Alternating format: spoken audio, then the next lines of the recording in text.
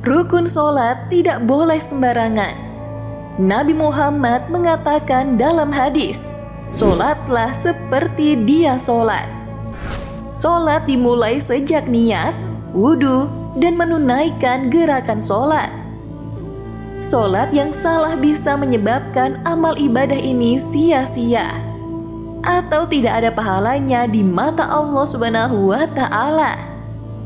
Bahkan, sholat yang tidak diterima dianggap belum memenuhi kewajiban seorang muslim.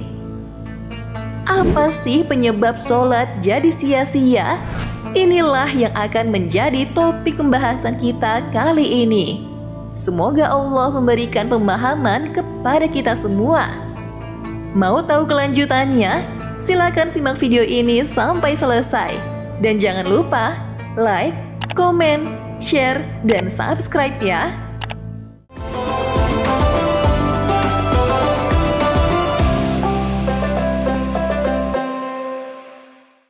Assalamualaikum warahmatullahi wabarakatuh. Halo sahabat kanal pengetahuan Islam.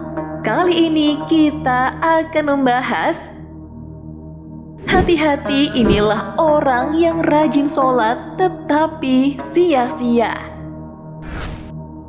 Sholat menjadi ibadah paling utama yang diperhitungkan pada hari kiamat kelak. Allah Maha Pengampun dan menerima taubat. Allah mencintai orang-orang yang bersuci dan bertaubat. Jadi, sebelum terlambat dan ajal belum datang, maka perbaikilah ibadah terutama sholat. Karena ada banyak orang yang mengerjakan sholat tapi sia-sia belaka. Bahkan tidak diterima oleh Allah Subhanahu wa Ta'ala. Sholat dilakukan bukan hanya bertujuan sebagai penggugur kewajiban ibadah, melainkan sholat dilakukan untuk mencegah perbuatan keji dan mungkar, memohon petunjuk, berkomunikasi dengan Sang Pencipta. Maka apabila orang yang sholat namun masih bermaksiat, maka ada yang salah dari sholatnya. Mengerjakan sholat dan mendirikan sholat itu tidak sama. Ada dua orang yang mengerjakan sholat. Mereka sama-sama ruku dan sujud, tapi satu diterima dan satu tidak. Hal ini dikarenakan yang satu menghadap Allah dengan hatinya dan yang satu hanya menghadap Allah dengan fisiknya saja. Orang yang menghadap Allah dengan hatinya, maka nikmat dalam sholatnya. Ia bisa merasakan tenang dalam bacaannya dan tenang dalam gerakannya. Hal ini jelas berbeda dengan orang yang mengerjakan sholat dengan terburu-buru. Banyak orang yang sholatnya begitu cepat, seolah-olah ada perlombaannya. Hal seperti inilah yang menyebabkan seseorang tidak merasa nyaman atau nikmat dalam sholatnya. Sebenarnya, tidak ada perintah dalam Al-Quran maupun hadis untuk mengerjakan sholat dengan khusyuk. Hal ini dikarenakan khusyuk merupakan sebuah hasil dari sholat yang tenang. Jadi, khusyuk ini merupakan sifat dari seorang mukmin yang mengerjakan sholat dengan tumak ninah. Dahulu, ada sahabat yang sholat di masjid. Selesai sholat, ia pergi untuk menemui Rasulullah dan ingin bersalaman. Rasulullah tidak menjawab dan memerintahkan sahabat tersebut untuk sholat. Karena Rasulullah mengatakan sahabat tersebut belum sholat. Sahabat itu sholat lagi dan menghadap lagi.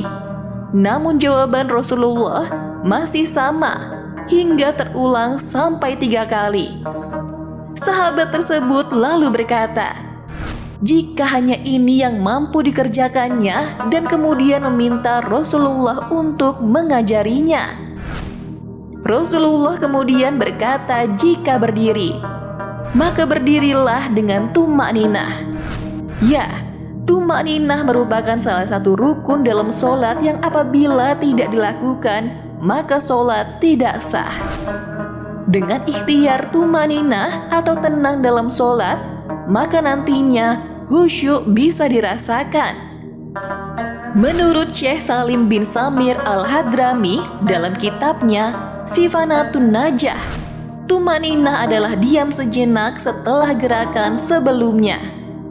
Kira-kira setelah semua anggota badan tetap atau tidak bergerak dengan kadar lamanya waktu setara dengan membaca bacaan kalimat tasbih atau subhanallah.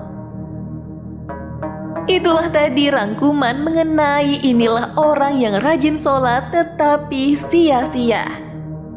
Semoga informasi ini dapat menambah pengetahuan kita tentang Islam. Wassalamualaikum warahmatullahi wabarakatuh.